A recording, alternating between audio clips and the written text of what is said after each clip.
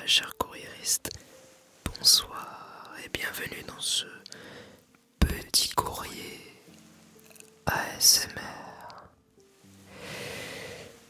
Nouvel épisode. Aujourd'hui, je vais essayer, parce que j'ai lu vos retours, de donner de plus en plus mon avis. Voilà, si j'ai quelque chose à dire, bien sûr, je vais pas me forcer si j'ai rien à dire. Mais les règles sont toujours les mêmes, hein. Vous répondez en commentaire comme dans les journaux et magazines avec, à la fin de ceci, la page du courrier des lecteurs ici sur YouTube. Les petits courriers chuchotés, donc ASMR, peut-être à l'occasion une version voix haute, bon, soft spoken quand même, mais pas estampillé ASMR, juste pour voir, comme un petit podcast. On verra ce que ça donne. Et bien, vous savez quoi, le prochain épisode sera comme tel. Donc, je disais, voilà, comme dans ces magazines en fin de journaux, vous envoyez vos questions. Petit rappel des règles.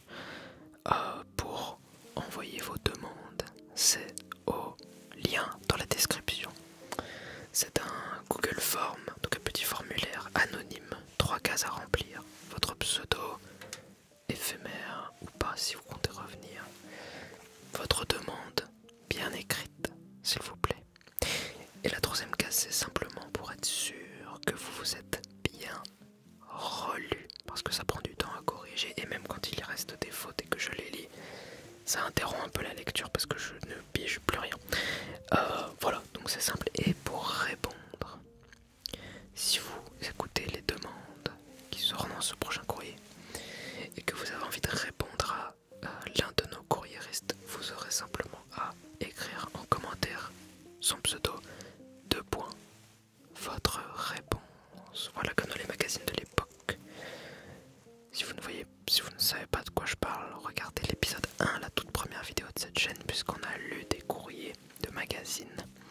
Et je n'en ai pas encore trouvé. Alors j'ai cherché, j'ai fait des vides-greniers. Sur le bon coin ça coûte une blinde, les gens vendent ça 10 balles à l'unité. Voilà, on est carrément au plus de Saint-Ouen là pour le coup. Donc quand j'en trouverai, je ferai peut-être une lecture à voix haute ou chuchoter. Si vous souhaitez voir les vidéos sans publicité pour vous endormir pour 99 centimes, pour moins d'1 €, vous pouvez vous abonner et devenir membre courriériste. Quand je dis vous abonner, je parle de vous abonner, pas premium non plus, mais vous pouvez rejoindre la chaîne sur le bouton rejoindre à côté du pseudo de la chaîne. Pour 99 centimes par mois, vous aurez toutes les vidéos sans publicité.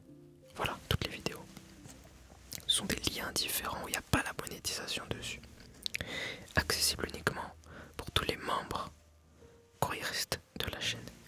Vous avez en plus un petit patch d'ancienneté qui donc change selon votre ancienneté au fil du temps. Ce sont des timbres dont la valeur du timbre augmente, des timbres français de la semeuse. Le premier est à 5 centimes de francs de 1920, ensuite 10 centimes, etc. etc. il s'affiche là. Et vous aurez quelques petits emojis spéciaux à utiliser dans les commentaires ou dans le chat des diffusions premières par exemple. Peut-être qu'il y aura des lives un jour, je ne sais pas, on verra. Voilà, pour l'instant il n'y a que 3 emojis. Si vous avez des nouvelles idées pour d'autres emojis, n'hésitez pas, je peux en faire d'autres. À la fin de cette vidéo seront mentionnés les membres petits mécènes. Alors là c'est plus qu'1 € que 99 centimes, pardon. C'est les autres niveaux un peu plus élevés de soutien pour soutenir la chaîne. Eux, leurs noms seront mentionnés en fin de vidéo. Ainsi que les 10 premiers membres, qui ne sont pas forcément petits mécènes, mais les 10 premiers membres à être venus seront mentionnés également, puisque j'avais fait la distinction petit mécène après, donc ils ne savaient pas. Mais si vous souhaitez être carrément mentionné en introduction, là maintenant tout de suite, de de chaque vidéo régulièrement. Parce que les petits mécènes à la fin c'est une fois. Chuchoté. Là je vous invite à prendre place en intro tant que vous serez membre. Donc à chaque vidéo, j'annonce votre nom, elle s'affichera avec la machine à écrire à l'écran. Voilà, puisque vous êtes un grand mécène, c'est le 3e niveau de soutien de la chaîne. Tout simplement. Ensuite, les règles, vous les connaissez, il ne vous reste plus qu'à vous abonner. Abonnez-vous à cette chaîne, cliquez sur la cloche. Également, la cloche c'est très important. C'est l'heure, mes amis, du courrier du jour, avec un peu plus de commentaires, je l'espère, de ma part. Et une petite nouveauté. Donc nous avons toujours ce magnifique cachet petit courrier. Mais en plus, nous avons maintenant l'enveloppe petit courrier ASMR. Petit courrier ASMR.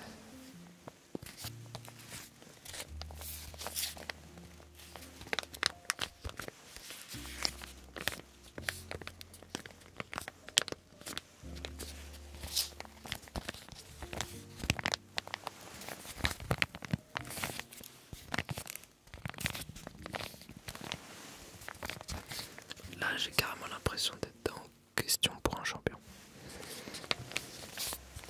Avec mes questions écrites derrière. C'est un peu le même délire en plus, je crois. Le champion, il est écrit en cursive comme ça, il me semble. C'est pas fait exprès.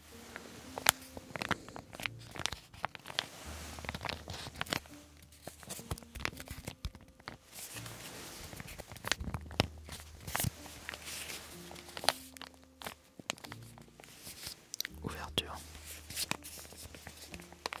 du petit courrier.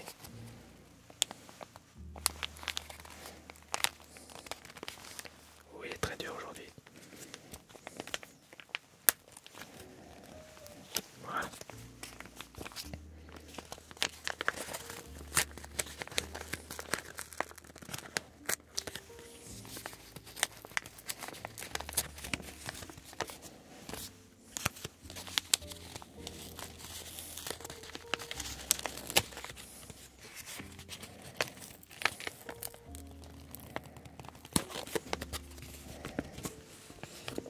Ce n'est que l'enveloppe.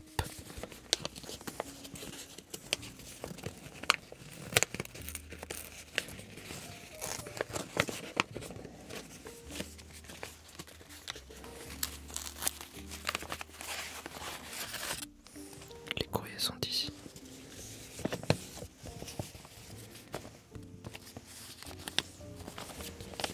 Alors vous voyez, je conserve à chaque fois les enveloppes puisque elles sont jolies.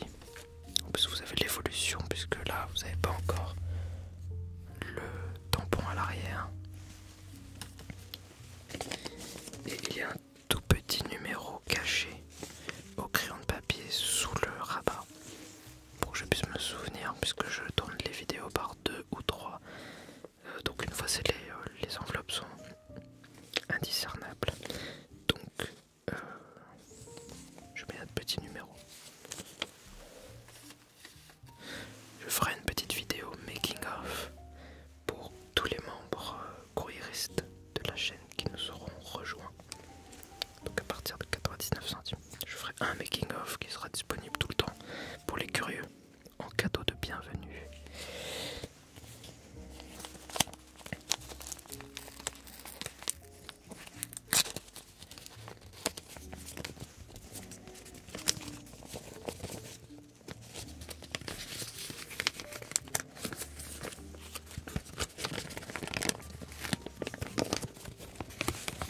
J'adore le fait que la cire traverse l'enveloppe et scelle juste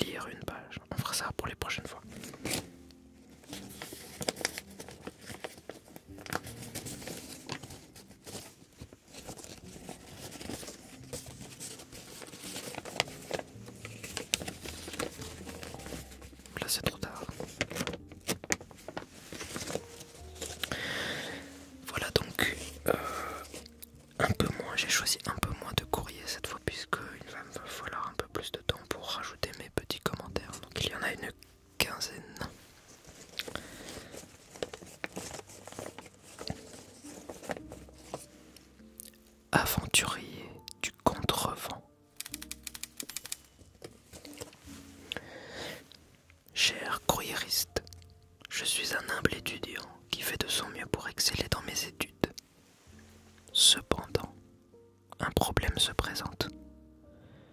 Pour des raisons qui ne semblent pas avoir de lien avec de la paresse. Mon cerveau a établi il y a fort longtemps qu'il me serait impossible de me mettre à travailler avant la toute dernière minute. Ce qui a pour conséquence une certaine anxiété chez moi et l'obtention des résultats scolaires, parfois médiocres. Avez-vous des conseils à m'offrir pour me forcer à me mettre au travail? Vous remercions chaleureusement l'aventurier du contrevent. Alors, je n'ai pas grand-chose à dire comme conseil, cependant, moi-même, j'étais pareil à l'école, on va dire du milieu fin du collège jusqu'à les études supérieures, même si c'est pas les mêmes types de devoirs évidemment dans le cinéma, mais tout ce qui était voilà les matières maths, français, ceci, cela, je faisais mes devoirs à 1h du matin, mais je crois même en études supérieures de toute façon. Voilà, j'attendais le dernier moment aussi. Je n'ai pas trouvé de solution puisque j'ai toujours fait comme ça. La différence par contre c'est que j'avais la chance de retenir facilement les choses. Donc disons qu'avant un contrôle je relisais le chapitre 1 ou 2 fois ou 3 pour les matières dont j'ai vraiment du mal, genre l'histoire géo. Mais voilà, si vous avez des conseils à offrir, dans les commentaires aventuriers du contrevent, 2 points, votre conseil. Le pèlerin de la plume. Cher courriériste à l'oreille aussi attentive qu'attentionnée, bonsoir. Cette missive, je le crois, occasionnera une aide précieuse, une aise précieuse, à une âme, une aise ou une aide, je ne sais pas, à une âme en quête d'un certain idéal olfactif. J'ai adoré cette question. En effet, les odeurs sont à mon sens, sans outrecuidance, une part essentielle de la perception du monde dans lequel nous, humbles individus, errons jusqu'à notre dernier souffle. Par conséquent, j'accorde à celle-ci un attachement tout particulier. Ainsi, je sollicite votre aide concernant diverses odeurs à agrémenter au sein d'un logis. Humectant les fabuleux parfums que nous offre Mère Nature lors de diverses excursions extramuros. Quelle serait ma réjouissance que d'avoir à disposition, comme posséder ces suaves effluves en mon modeste domaine. Comptant sur vos magnanimes et charitables conseils, je vous envoie mes sincères remerciements. Alors, pèlerin de la plume, je suis curieux de connaître les réponses à cette question car ça m'intéresse. Je n'ai pas poussé à ce point la recherche car je ne suis pas encore tout à fait chez moi.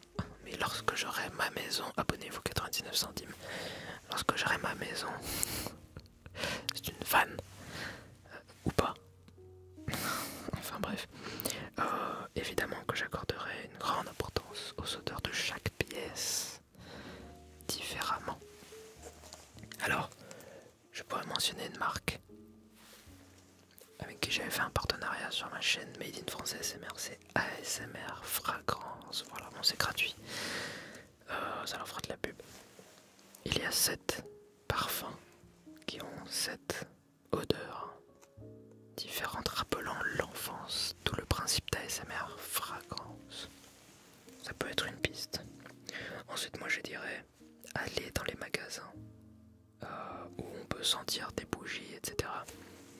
Et simplement déjà, prenez des notes. Je pense que la clé dans tout ça, c'est de prendre des notes. Parce que on peut reconnaître des millions d'odeurs. Ou en tout cas, se rappeler qu'on l'a déjà senti. Mais il faut noter pour se rappeler à quoi ça correspond. Et surtout pour se rappeler que cette chose dont je ne connaissais pas encore le nom, mais maintenant je vois le nom écrit, j'aime ou j'aime pas. Ça vous permettra de diguer, de creuser plutôt, on va dire en français, les odeurs que vous préférez par thème, par exemple, si vous remarquez que vous aimez, et vous l'aurez remarqué qu'en l'ayant noté, plein de senteurs boisées, eh bien, vous allez vous diriger et vous allez creuser cette direction pour découvrir toutes les notes possibles de senteurs boisées, etc. Donc moi je disais que je ne vais pas aller très loin pour l'instant, mais je me souviens avoir acheté un pchit d'odeur vanille et miel, je crois, pour ma chambre ou pour ma voiture aussi, parce que des fois ça sent l'humidité à l'intérieur de la voiture. Donc voilà, ça part très vite, c'est peut-être pas la méthode la plus efficace pour que ça tienne longtemps, mais c'est la méthode la plus simple que j'ai trouvée. Ça sent fort au début, il faut aérer un petit peu ensuite, et ça part très vite aussi, donc voilà, c'est un peu l'odeur de secours, on va dire. Vieil arbuste. Bonsoir. J'espère que toute personne qui lira cet écrit est apaisée et possède une certaine harmonie intérieure. Alors c'est toujours plus dans la formulation de départ. C'est rigolo. Passionné depuis bien longtemps par les orchidées, j'aimerais savoir où mes chances de trouver les deux grâles français, à savoir le Cypripedium calceolus et plus exquis encore, l'Ophrys speculum, étaient les plus grandes. Plus grandes quoi? Les plus grandes chances de trouver ces deux orchidées. Je rappelle bien évidemment aux lectrices et lecteurs de ce petit courrier.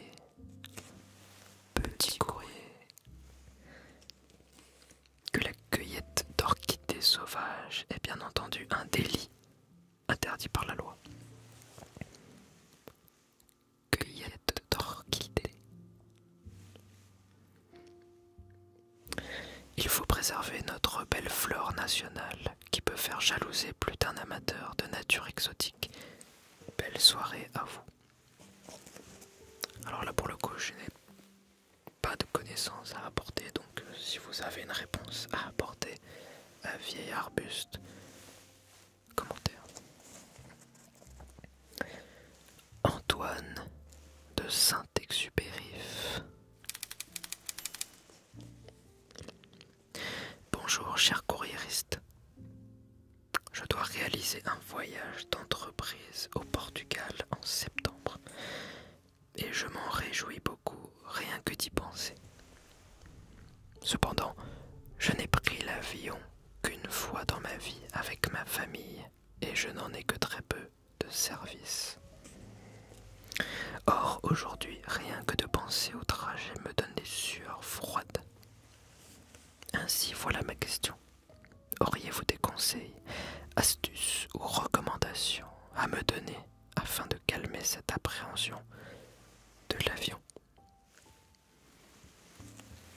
Si vous avez des conseils, car moi je n'ai jamais eu peur de l'avion, donc je ne saurais pas quoi dire.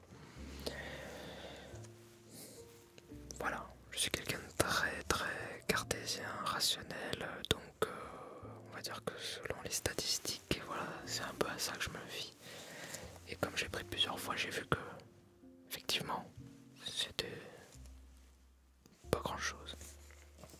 Eh bien, je n'ai jamais eu peur de l'avion, donc ceux qui ont eu peur de l'avion et qui ont réussi à surmonter cette peur, dites-nous comment. Les cocos musicaux ou les cocos musicos, je ne sais pas.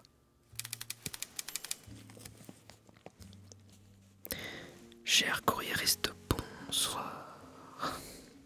Nous sommes deux joyeux lurons se préparant à partir au cours des mois estivaux pour un voyage merveilleux. Ce dernier est simple.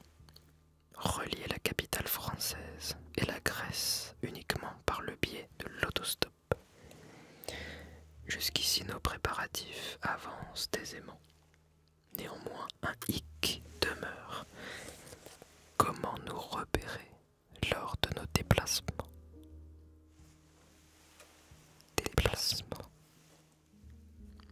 Bien sûr, l'utilisation des GPS modernes est tentante. Mais en cas de manque de batterie, ne serait-il pas plus judicieux d'avoir des cartes? Nous voulions donc savoir s'il en existait différents types, s'il était judicieux d'avoir une carte par pays, etc. En espérant bénéficier de la lumière de vos conseils éclairés. Alors personnellement j'ai fait 2 road trips, pas du tout en autostop mais 2 road trips, dont l'un en Islande. J'ai fait des vidéos ASMR là-bas d'ailleurs sur mon autre chaîne. Si vous n'avez pas vu, regardez, allez voir. Et pour l'Islande, nous avions, bien sûr le GPS, rien n'empêche d'utiliser le téléphone, mais nous avions une map plastifiée parce qu'on savait qu'en Islande, le temps n'est pas très bon. Donc on a trouvé une carte qui résiste à tout. Et on avait mis des spots avec des post-it, etc. Et c'est très bien parce que ça permettait de se rappeler. Une carte très détaillée. Et comme l'Islande ce n'est pas très grand, il y avait un recto et un verso. Et il me semble qu'il y avait un zoom. Donc c'est très important d'avoir à la fois une globalité mais surtout des zooms. Donc je pense que prendre plusieurs cartes serait très judicieux. Même pour les grands pays, prendre des cartes qui coupent en deux et qui zooment bien sûr. Moi je dirais ça. Ce qui est sympa aussi des cartes en papier. Je crois qu'en plus de la carte plastifiée, nous avions des cartes papier. Vous pouvez écrire dessus les trajets que vous aviez réellement fait. Par exemple, moi c'est ce que j'ai fait. On avait la carte plastique qui était le but. Et on avait les cartes papier où on écrivait au feutre ce que nous avions fait. Voilà. Ça laisse des souvenirs. Et on peut prendre des notes. Écrire là, c'était un spot sympa. Et là, il y a beaucoup trop de vent pour faire des vidéos ASMR, etc. etc. La fausse syntaxe. Bonsoir mes confrères courriéristes. J'ai le plaisir d'enfin voyager à Londres au mois de juin 2024. Et vous demande quels objets seraient pratiques à emmener avec moi pour ce voyage que je chéris autant que ma mère. Oui, alors j'ai pas compris le pourquoi, mais enfin. Je lance un objet, vous en lancerez d'autres en commentaire. Un adaptateur de prise secteur pour le mur. Très très très important. Surtout que si vous vous rendez compte à l'aéroport ou à la gare, ça risque de vous coûter beaucoup plus cher que si vous trouvez un truc en l'anticipant.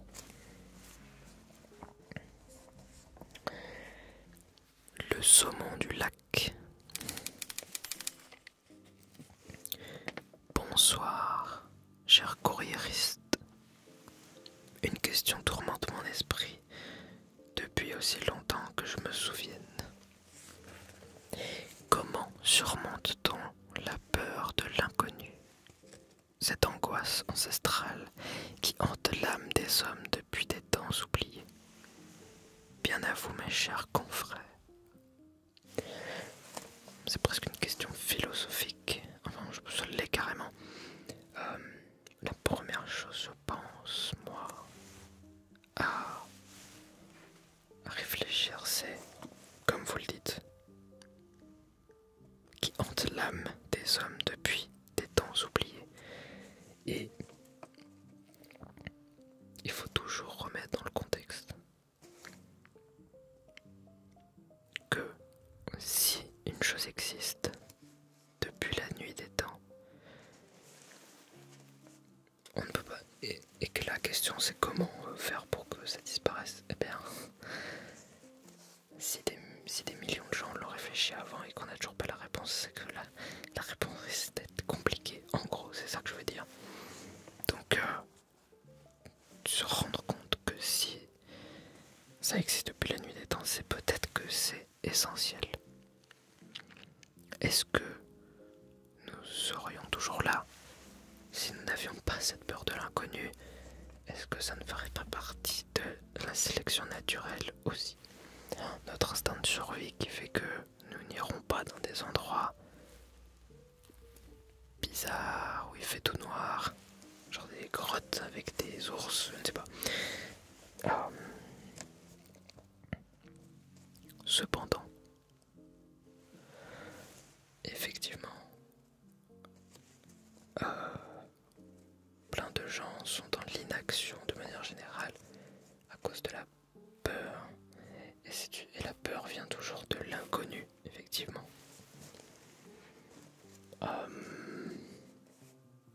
Donc, bon, moi j'ai pas de solution, je suis juste en train de réfléchir à la question en elle-même.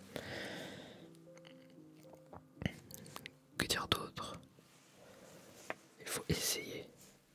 Tant que votre vie n'est pas en danger, je dirais aussi envisager la question de est-ce que quand je serai vieux, je vais regretter de ne pas avoir fait cette chose parce que j'ai eu peur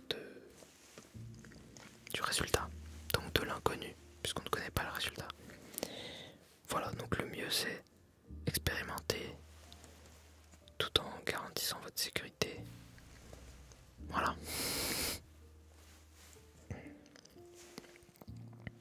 Témoin du temps. Cher courriériste, bonsoir. Je vous écris car cela fait des mois, peut-être même plus d'un an, que mon sommeil partage mes nuits avec l'insomnie. La cause, un vide qui m'habite quotidiennement et qui m'empêche de me sentir pleinement vivant. Du haut de mes presque 20 ans, je passe mes journées à vagabonder en ville, en forêt, en campagne, dans la réalité, sur Internet. Tout cela dans l'espoir de trouver quelconque aventure ou sensation forte qui me rappelle la beauté de la vie. Auriez-vous des conseils, camarades, pour remplir ce vide et passer la barrière qui règne entre l'ennui et l'euphorie? Bien à vous, témoin du temps. Si vous avez des conseils pour notre camarade courriériste, les commentaires, j'en donne un. Je donne une idée maintenant que j'ai notée. Chers témoins du temps, renseignez-vous sur le géocaching. Géocaching, je vais l'écrire comme ça, il n'y aura pas de doute sur ce que vous devez chercher. Si vous ne connaissez pas, allez-y, vous ne serez à ce moment-là plus un moldu. Attention. Et je vous suggère cette activité car vous aimez passer vos journées à vagabonder en ville, en forêt, en campagne. Le géocaching se déroule dans tous ces lieux et transformeront vos vagabondages en chasse au trésor. Littéralement. Voilà, allez-y, cherchez, découvrez, vous verrez. Ça vous donnera peut-être envie de voyager, peut-être même de créer vos propres géocaches, je ne sais pas. Vous nous en direz des nouvelles. J'ai hâte d'avoir témoin du temps votre retour sur le géocaching. Réécrivez-nous lorsque vous serez non plus un moldu mais un chasseur aguerri.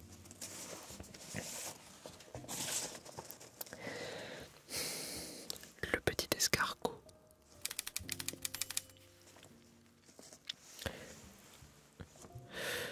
Alors, ce courrier incroyable.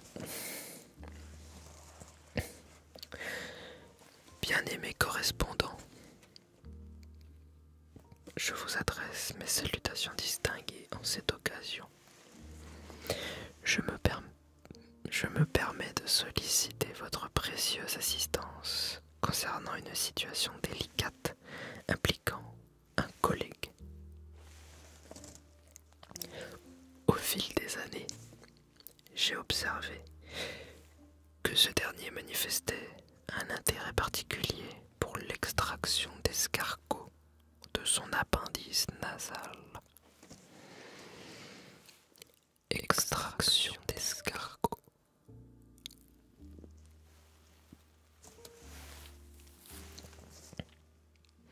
Il m'importe désormais de trouver une manière courtoise de l'inviter à mettre un terme à cette pratique, sans créer d'embarras pour aucun de nous deux. Il est à noter que cette habitude n'est pas exécutée avec discrétion, pouvant ainsi être perçue par notre clientèle. Par conséquent, il est impératif d'aborder cette question avec tact et précaution. Je vous exprime d'avance ma gratitude pour vos conseils éclairés. Bien à vous, le petit escargot. Le petit escargot, c'est tellement drôle. Comme nom, moi je ne m'attendais pas du tout à ça au début. Eh bien, vous savez quoi, petit escargot? Moi, la seule solution que je vois, et qui n'empêche pas d'être très respectueux, c'est ce que vous êtes en train de faire vous-même, c'est-à-dire lui faire un petit courrier anonyme, voilà, de la part de l'équipe. Si vous êtes plusieurs collègues, de la part de l'équipe, de toute façon, ça ne changera rien, je pense, pour lui, de savoir qui lui dit ou pas. L'important, c'est le message. Hein. Et si vous restez très courtois dans le message, vous pouvez faire un mot anonyme, pas par lâcheté, mais simplement par, je ne sais pas, par distance, un peu comme des questions-réponses anonymes dans une boîte à idées. C'est comme une boîte à idées, voilà. Mettez le papier dans la boîte à idées, carrément. Bon, comme dans The Office. Si monsieur pouvait éviter d'extraire des petits escargots de son nez. Voilà, alors évitons la lecture publique des petits papiers, hein. Non, je plaisante évidemment. Un courrier anonyme, peut-être que c'est la solution la plus diplomatique. Brise estivale. Bien le bonjour, cher courriériste. J'ai, dans mon passé, vécu beaucoup de déceptions amicales. Celles-ci m'ont beaucoup fait réfléchir sur mes états d'âme et les choses que je ne souhaitais pas reproduire à l'avenir. Ouais, petit exemple, petit point pour les fautes qui font la lecture à chaque fois. De bien vous relire. Déception, normalement c'est au pluriel, là c'est au singulier. Du coup la liaison je ne l'ai pas faite parce que j'ai pas corrigé. Parce que même en corrigeant je rate des trucs. Donc beaucoup de déceptions amicales, normalement, mais il n'y a pas le S. Donc faites attention pour les prochains, pour tous. Relisez-vous s'il vous plaît. Celles-ci m'ont beaucoup fait réfléchir sur mes états d'âme et les choses que je ne souhaitais pas reproduire à l'avenir. J'ai donc commencé à remettre ma générosité en question. En effet, je donnais celle-ci sans limite à quiconque importait pour moi, et cette dernière m'apportait plusieurs fois préjudice. Portez E, accenté U, pas ER. J'avais la fâcheuse tendance à penser aux autres en premier, quitte à oublier mes propres besoins sociaux. Et d'orthographe, non je plaisante. Je tacle, horrible, on n'est pas là pour ça. J'ai tant donné à mes camarades sans rien obtenir en retour, si ce n'est de la déception, que je me demande, est-il normal et respectable de privilégier son bien-être à celui des autres, sans pour autant abîmer ceux-ci, bien sûr. Merci à tous ceux qui m'aideront dans ma réflexion, mais sincèrement, sincères salutations à vous tous, courriéristes si actifs. Brise estivale. Mon avis, c'est que oui, il est tout à fait normal et respectable et je pense même essentiel de privilégier son bien-être. La théorie des verres d'eau. Si vous ne savez pas de quoi je parle, quand je parle de théorie des verres d'eau, regardez l'épisode sur les courriers du cœur. Donc c'est l'épisode précédent, je crois. Très important. Une théorie qui résume le fait de s'aimer soi-même avant d'aimer les autres. Donc remplissez votre verre d'eau. Et c'est une fois qu'il déborde que vous pouvez faire déborder votre amour sur les autres. Amis, famille, partenaires, etc. Même inconnus, hein, ça ne coûte rien de sourire à un inconnu. Et ça vient naturellement lorsqu'on a le verre d'eau rempli. Ensuite, barde enchanteur.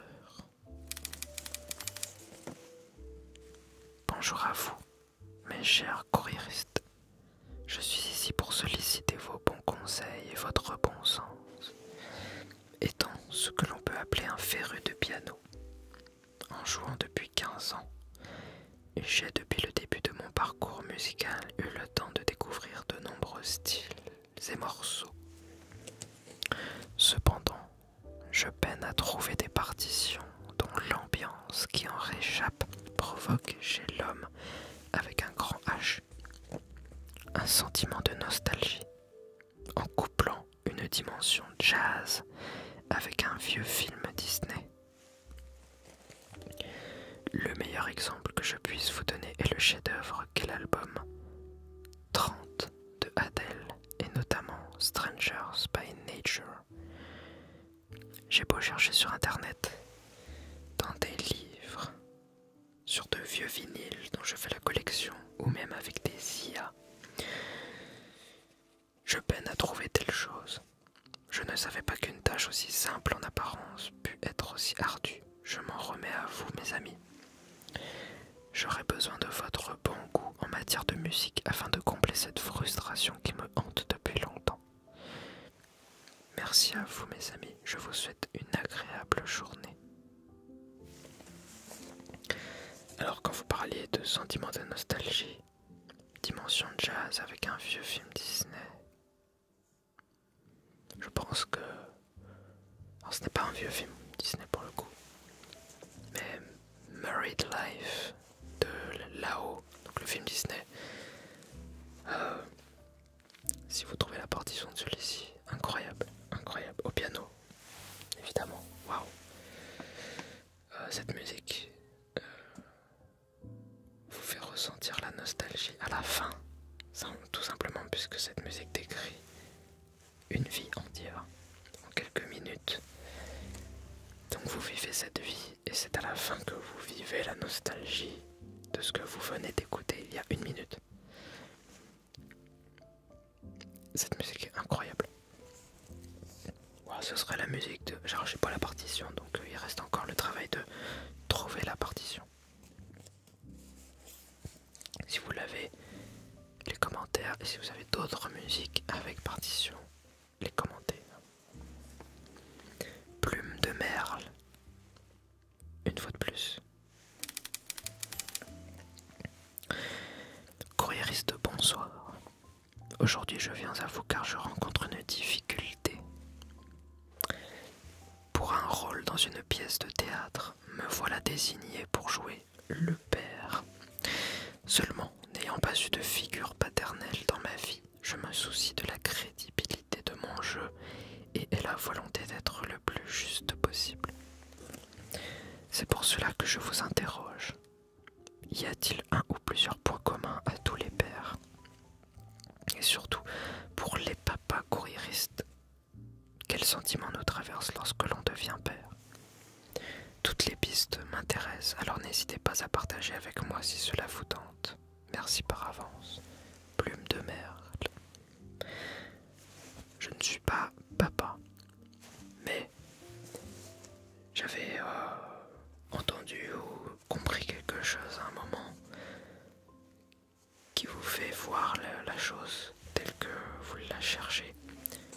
sais pas si c'est très français ce que je viens de dire, mais c'est le fait que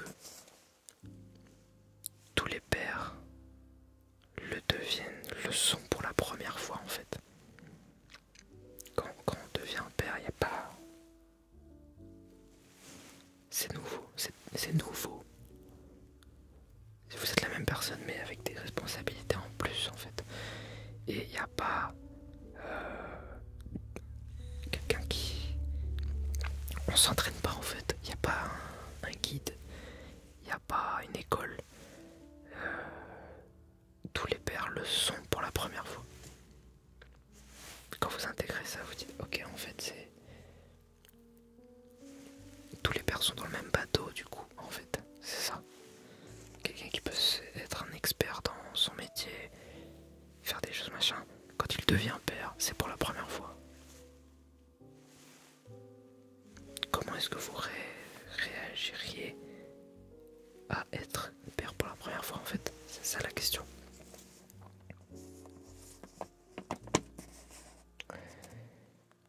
Larme d'espoir. Bonsoir à vous, chers courriéristes. Je vous écris dans l'espoir d'obtenir réconfort et conseil.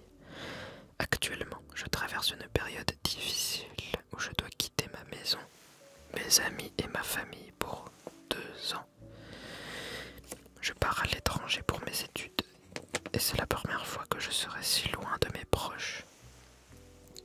Si vous avez déjà vécu quelque chose de similaire, auriez-vous des conseils pour gérer le blues et le mal du pays? Alors ça ne m'est pas arrivé donc je n'ai pas de conseils à donner. Mais pensez toujours à cette théorie des verres d'eau dans le coin de votre tête. Comment rempliriez-vous vous-même votre verre d'eau? Bien sûr les gens vont vous manquer, mais qu'est-ce qui vous rend heureux qui ne dépendent pas forcément des autres? Réfléchissez-y. Bien sûr, vous, si vous avez des réponses à donner, les commentaires pour les gens qui ont vécu la même situation. Brise marine. Bonsoir, chers membres du Petit Courrier. Je souhaiterais profiter de vos conseils et de votre sagesse pour vous poser une question concernant le trajet vers les grandes villes. Je suis un habitant d'une minuscule île du Pacifique, la Nouvelle-Calédonie, et je ne me suis jamais rendu dans de grandes métropoles. Pour être honnête, cela m'angoisse un peu.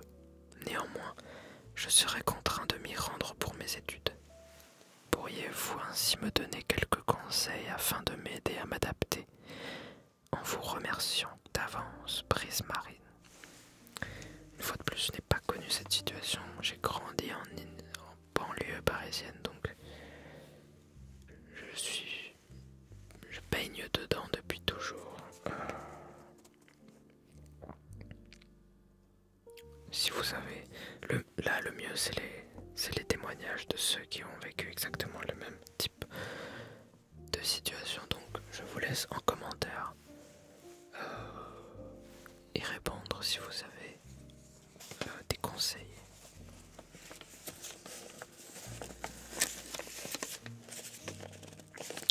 C'est la fin des courriers. Pas encore tout à fait la fin de cette vidéo puisque nous allons mentionner nos chers membres courriéristes qui sont, pour les petits mécènes, Jenna, qui était la première courriériste à s'être abonnée, Jenna, et Matt. Je vais mentionner quand même nos 10 premiers membres qui se sont abonnés 99 centimes par mois aux vidéos sans publicité, car j'ai dissocié la mention dans les vidéos après qu'ils se soient abonnés. Donc nous avons Tristan Fournier, Justine Popol, The Original Universe,